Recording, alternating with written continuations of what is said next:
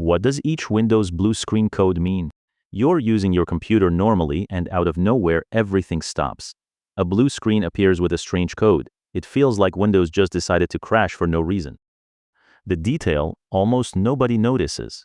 But that combination of words isn't there by accident. The code is a clue about what happened seconds before the crash.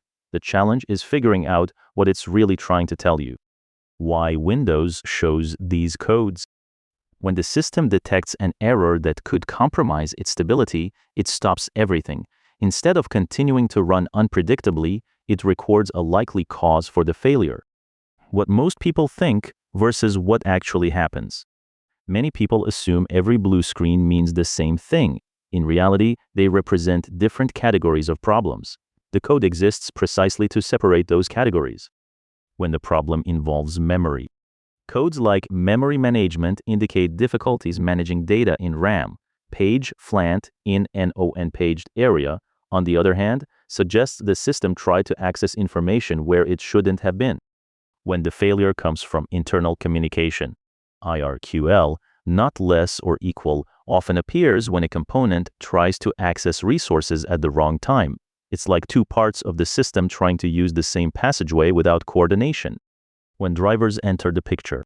K-mode exception, not handled, usually points to driver-related errors. Drivers are programs that allow communication between Windows and hardware. When they fail, they can bring down the entire system. The most important discovery about these codes. The code doesn't necessarily identify the faulty component. It shows where the chain of failures became visible. In many cases, the real cause started earlier in a different component or piece of software. When the system itself loses control. Critical process. DEED appears when a process essential to Windows stops working.